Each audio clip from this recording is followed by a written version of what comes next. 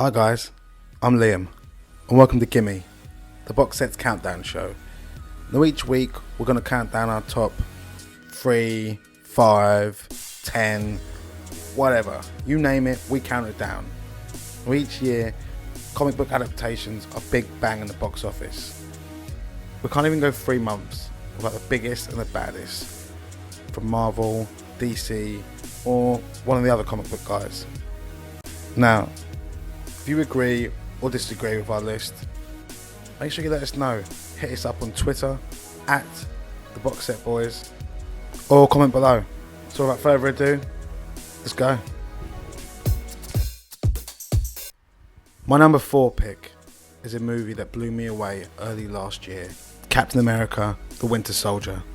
Now, what at first glance appears to be a sequel to a movie that was okay, turned out to be pretty amazing. The thing I love about this movie is that it's steeped in a gritty realism. Now, I'm not saying that there's not aspects of the fantastic at play, but what I am saying is that the film is more reminiscent of a 70s political thriller or an espionage movie than it is an out-and-out summer blockbuster. Directors, the Russo brothers, have crafted something pretty special here, and I wouldn't be surprised if there were copycats for years to come. Now, I pick for number 3 truly is Marvel at its best, Guardians of the Galaxy. Now, who would have thought that a movie that involves a talking raccoon and a tree would be so amazing? When I first heard that this group of Marvel B-list superheroes were getting their own movie, I was a little skeptical to say the least. I mean, I knew that Marvel had successes beforehand with lesser known characters. I knew that they stood a better chance of making Guardians a success. It was a gamble on their part, and I'm glad it worked out. It really worked out.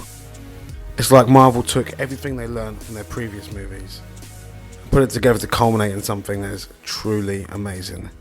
It's funny that going in, I couldn't care less about Star-Lord, Rocket Raccoon, Drax, Gamora, and even Groot.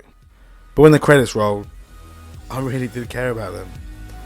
The film's got a perfect balance of action, comedy, and drama. And I, for one, cannot wait to see the next iteration. Was there any doubt that my number 2 pick would be on this list? No. When a movie takes 5 other movies to set it up, you know it's going to be epic. And of course, my number 2 pick is Avengers. Having 5 movies setting this one up meant that we didn't have to go through all the backstory rigmarole that we normally do in origin movies. We got straight to the action, straight to the fun. It was amazing to see how these characters bounced off one another. Tony Stark's sarcastic wit rubbing up against Captain America's all-American hero. The action was fast, frenetic, CG was on point. There's very little to dislike about this movie.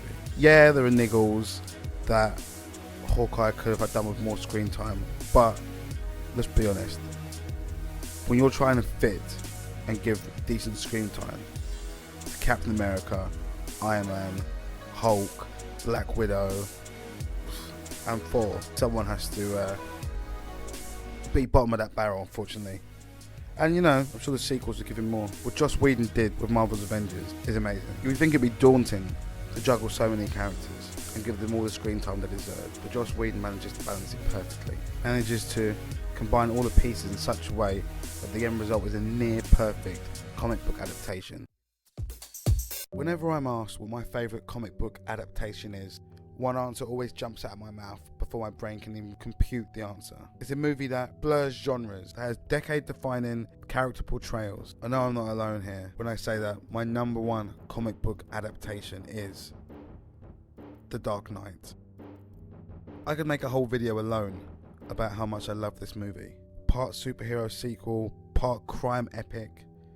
There's nothing quite like The Dark Knight. Visionary director Christopher Nolan really seems to get the character of Batman. Through his direction and an amazing portrayal by Christian Bale, you can really see what it's like to be the vigilante.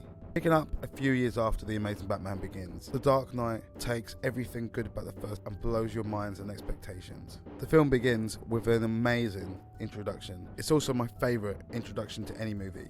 period. The reveal of the Joker, something that will stay with me for decades to come. And while we're on the subject of that, the late Heath Ledger gives us what is arguably both his finest performance and also the finest portrayal of the Joker ever put to screen. And that's saying something. Darker, grittier, and all around just better than both the first and third movies in the trilogy, and also every other superhero movie out there. Now, I don't want to say too much, as I don't want to spoil this movie. All I'm going to say is, get out there, watch it, and when you're asked what your favourite comic book adaptation is, I guarantee you'll say the same. Right, that's about all the time we got for today. Thanks for watching the video. Please, please, please, if you liked it, give us a thumbs up, subscribe below, follow us on Twitter, @BoxsetBoys, and just interact with us. We want this channel to be the best it can be. So with help, feedback, and all your amazing comments, we'll be able to do that. Until next time, I'm Lee Mamani, and this has been Gimme.